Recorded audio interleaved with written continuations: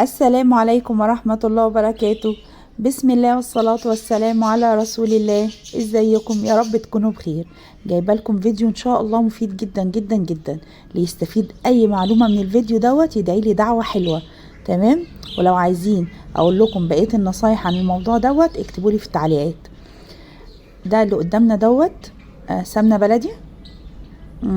ايه رأيكم؟ لا، مش سمنة بلدي عشان ما نضحكش على بعض، بس دي بديل السمنه البلدي. يعني ايه؟ يعني ممكن استغنى عن السمنه البلدي واعملها واخد نفس النتيجه ان شاء الله. تمام. تابعوا معايا الفيديو، هقول لكم كل النصايح وكل الحاجه، كل التفاصيل، الحاجات اللي ما اتقالتش في فيديوهات. يعني انا في فيديوهات كتير قالوا ازاي ايه بدايل السمنه البلدي وازاي تعملي بديل صحي للسمنه البلدي، بس ما قالوش نستعملها في ايه او ما قالوش هم جربوها في ايه. انا هقول لكم ايه اللي احنا بنجربه فيها من سنين وايه اللي جربته فيها جديد ولقيتها نفعت فيه. تمام. بصوا يعني احنا كمان عشان في الشتاء وانا سبتها بالليل في الجو برد وكده، بس بصوا اهي عادي بضغطة الصباع بتتحرك، يعني مش اللي هي ما تتحركش. هنشوف هناخد الملمس ده ازاي، وهناخد الطعم اللي هو شبيه السمنة البلدي ازاي، من غير اي طبعا حاجات صناعية ومن غير اي اضافات غير صحية. كل اللي احنا بنتكلم فيه دي حاجات صحية وبدايل صحية. تمام. ده اللي طلع منها. ده قشيم. لحد دلوقتي احنا مش عارفين احنا بنتكلم عن ايه. هقول لكم حالا دلوقتي التفاصيل كلها كلها كلها. تمام. اللي ما اشتركش في القناة يا ريت يشترك وتدعموني بلايك وشيروا الفيديو. نبتدي بسم الله. بصوا دي دهون حيوانية. يعني ايه دهون حيوانية؟ يعني عزكم الله دهون من البقرة او الجاموسة. طيب اي دهون، على فكرة اي دهون، اي نوع دهون في الذبيحة هاتيها، بس افضل نوع في الدهون، مش افضل بقى، اسهل يعني بيت الكلاوي. اللي هو بيبقى الدهون اللي هي حوالين الكلاوي والقلب بتاعت الذبيحه يعني. بصوا بتتفصص كده، هي اسمها فصوص. يعني انا كانت ماما على طول تقول لي ايه، بتبقى زي الفصوص. يعني زي الفصوص يعني تمسكيها بايدك تتفصص كده، يعني تشيل الغشاء الرقيق ده تلاقيها اتفصصت بايدك. بصوا دي متقطع بالسكينه، المربعات دي متقطعه بالسكينه. طب التانية المفتفتة دي انا قطعتها ازاي؟ مش بايدي طبعا، مش هقعد اقطع الكمية دي كلها بالايد، مع انها سهلة على فكرة بالايد. يعني لو انت قعدتي وعملتيها تتعمل. انا جبت البلانشة اللي هي القطاعة يعني، وجبت المخرطة. مع السكينة برضو ايه، ممكن ايدي تيجي على الدهون او كده فتتزفلت من ايدي. مسكت المخرطة وخدت حته وبقيت ايه اخرطها زي الملوخيه كده، اتفتفتت في ثواني، يعني ما كملتش حاجه. وهناخدها في حله الومنيوم لو سمحتم. يعني يفضل الومنيوم او تكون مثلا ايه ماده ما بتلزقش يعني. خلاص، يبقى الالومنيوم وتهدي عليها خالص، هتلاقيها بقت ابتدت تسيح زي الميه، لحد وايديكي فيها كل شويه تقلبيها لحد ما توصل للون ده. اللون اللي في الفيديو ده على فكره لون فاتح شويه، مش غامق كده، التصوير مبينه غامق، يعني انت تخليها دهبي فاتح. تمام. اهو يمكن وضح شويه لما ابتديت اصفيها ان اللون مش غامق زي ما باين في الحله. هنصفيها بقى، هتصفيها باي مصفى عندك في اي حاجه تاني، لان احنا هنرجعها تاني الحله. تمام. الحله دي مشوارها حلو معانا، يعني هتكمل لاخر الفيديو. تمام. يبقى هنصفي كل الكميه، واللي هيتصفى ده طبعا ما ترموهوش، ده كنز برضو يعني كنز بالذات في اليومين دول يعتبر دي اللحمه بتاعت اليومين دول. تمام. فانت هتاخدي اللي هو طلع ده. انا اللي عارفه ان اسمه قشيم. في ناس في الفيديوهات كانوا بيقولوا ان بيتحط عليه ملح وفلفل ويغمسوه كده، بس بيتهيألي هيبقى تقيل جدا جدا، يعني دي خلاصه الدهون. بس في ناس بتاكله يعني، بس الصحة على قدنا بصراحة، ما نقدرش ناكله الحمد لله. فهنعمل ايه؟ دوت هتشيليه في برطمان زي ما هو كده. ممكن تزودي عليه شوية من الدهنة ديت، يعني بحيث لما تاخدي الاكل او حاجة تاخدي الدهنة بالقشيم دوت ايه على بعضه، يعني ما تضطريش تاخدي معلقة من هنا ومعلقة من البرطمان التاني. تمام. بس انا هسيبه لوحده يعني مؤقتا يعني. تمام. اهو طبعا لما بيجمد هتلاقوه بيض لان عليه طبقة دهون. هتبان لما هتقعد في جو برد، فهتبان لما هتسقع هتمسك فهيبيض شويه. هنرجع بقى الايه الدهنه ديت الحله. طيب سؤال، هل الدهنه دي صحيه؟ صحيه، عشان في ناس بيقولوا في يعني كنت بشوف في الفيديوهات اللي كنت بشوفها بيردوا في التعليقات ومش صحيه وبتجيب امراض. لا يا جماعه، يعني هي دي بتجيب امراض؟ واللي متهدرجه اللي مش عارفين هي معموله من ايه اصلا وبتتعرض لدرجات حراره ايه ولا المواد ايه عشان تبقى شبيهه السمنه، مش سمنه اصلا يعني. هي دي الصحيه؟ لا، احنا ما بنقولكوش امسكوا مغرفه وكلوا. يعني احنا هي يعني الطبخه الحله مثلا هنحط معلقه، تمام؟ المعلقه دي لما تتقسم على اسره من كذا فرد، كل واحد مش هيكمل له كام جرام.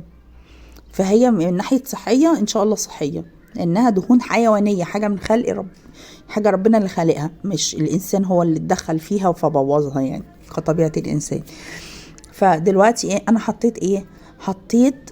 كوبايه لبن وكوبايه الا شويه. طيب يعني ايه انا الوزن الدهنه اللي انا عاملاها ديت بالظبط 2 كيلو الا 200 جرام، او يعني كيلو 800 كيلو 850. فكل كيلو بياخد كيلو لبن، كل كيلو بياخد كوبايه لبن، تمام؟ طب ليه احنا بنحط اللبن؟ هقول لكم احنا ليه كل حاجه ليه بنحطها وايه فايدتها. احنا طبعا احنا مش بنحطها عشان هي ايه مشكله الدهنه. مشكله الدهنه لما بنسيحها ريحتها نفاذه شويه وملمسها بتنشف قوي. يعني لو حطيتيها في برطمان ازاز وجيتي تاخدي منها لازم بسن سكينه، وممكن لو برطمان ازاز يتكسر او لو علبه بلاستيك تتكسر منك.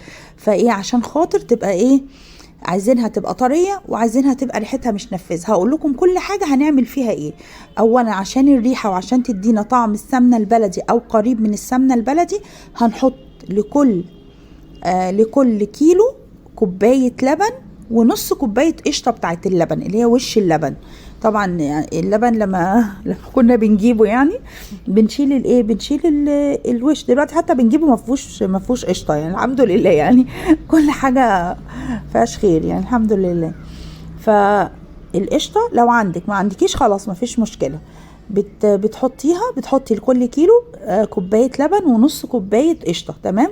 وترفعيها تاني على ايه على نار هاديه وتسيبيها على نار هاديه اهو. تبتدي كانك بتسيحي سمنه خلاص لحد ما تصفى برضو خالص. واللي هينزل منها اللي هي المرطه او ايا كان اللي هينزل منها دوت ايه اهو. بصوا يبقى لونه برضو ذهبي شويه كده، وتبقى تصفى كده كانها ميه، كانك بتسيحي سمنه يعني. هنيجي بقى قبل ما نطفي عليها بدقيقتين هنحط لكل كيلو كوبايه زيت، لكل كيلو كوبايه زيت، تمام؟ احنا عرفنا ليه بنحط القشطه واللبن، تمام؟ ممكن لبن بس، بنحط اللبن عشان خاطر يدينا طعم وريحة السمنة البلدي قريبة من السمنة البلدي، تمام؟ طب بنحط الزيت ليه؟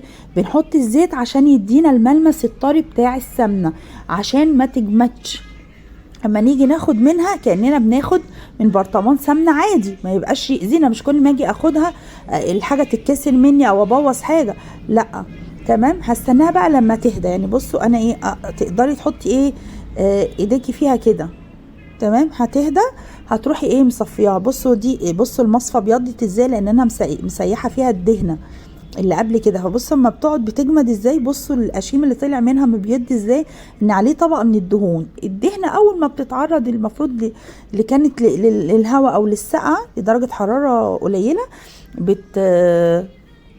بتجمد كده، تمام؟ احنا الجمدان ده بقى عالجناه بايه؟ بالزيت. يعني ايه عالجناه بالزيت؟ زي ما شفت في اول الفيديو كده، يعني هي فضلت في الجو برد جدا وبالليل كمان وكانت طريه، بطلعها بالمعلقه عادي. يعني حتى لو تلاحظوا لما جيت افضي القشيم جامد ازاي، يعني بيتكسر، يعني محتاج ان هو يتكسر، محتاج ان هو يتكسر. هنفضيها بقى، هتستنوا اما تهدى شويه، ما تفضهاش وهي سخنه طبعا في برطمان بلاستيك ولا برطمان ازاز. هتستنوا لما يعني تبقى زي دمعه العين كده، تمام؟ وهتحطوا هي طبعا احنا في شتاء فهتبرد بسرعه، ما تقلقوش. بصوا لونها اللهم بارك، وملمسها انتوا شفتوه في اول الفيديو، ملمسها طري جدا. طيب هنستعملها في ايه؟ انا اولا كل كل الطبيخ تستعمليها فيه، يعني حتى من قبل ما نحط لبن ولا نحط القشطه انت ممكن تسيحي الدهنه بس، تحطي عليها بس كل كيلو كوبايه زيت عشان خاطر تبقى طريه معاكي، وتستعمليها في كل الاكل في اي طبيخ. تاخدي معلقه على البصلايه وتعملي، مش محتاجه كمان تحطي لحمه، يعني تحطي الطبيخ عادي، ولا محتاجه لحمه ولا محتاجه مرق الدجاج ولا محتاجه شوربه. هتحطي بس معلقه من ديت على البصله، وتحطي الصلصه بتاعتك او الطماطم، وتعملي الخضار جنبها شويه رز، وتبقى اليوم اتقضى. تمام. فهي مفيده كمان في الايام اللي احنا فيها دي، لو عايزه تعملي اكل من غير لحمه ومن غير فراخ وكده. تمام. طيب انا جربت بيها جربت بيها المكرونه البشاميل. المكرونه البشاميل وكانت جميله. طبعا المكرونه البشاميل مشكله فيها طبعا كبيره جدا، انها بتاخد كميه زبده او سمنه. انا حطيت ديت وحطيت معاهم شويه زيت تاني وعملت بيهم البشاميل، وكانت جميله، ولا فيها طعم دهنه ولا فيها طعم حاجه. تمام. طب جربت بيها ايه تاني؟ جربت بيها الكشك الألمازية، الكشك الأبيض برضو عملت بيها الكشك بيتعمل برضو بنقلي البصلة بتاعته بسمنة، عملته بيها برضو كان طعمه جميل جدا، وكان كريمي خالص، وكانت المكرونة أحلى مرة عملها فيها. والله العظيم زي ما بقول لكم، أنا بقول لكم الصراحة وتجربتي. تمام. واي حاجة لو عايزيني مثلا هجرب فيها حاجة تاني واقول لكم عليها، تمام. المهم هي موفرة جدا. خدت 2 كيلو بديل للسمنة البلدي صافي من حوالي ما كملتش 100 جنيه او 120 جنيه. احسبي حسابك براحتك، باللبن، بالزيت، بالدهون اللي هتروحي تشتريها. والسلام عليكم ورحمة الله.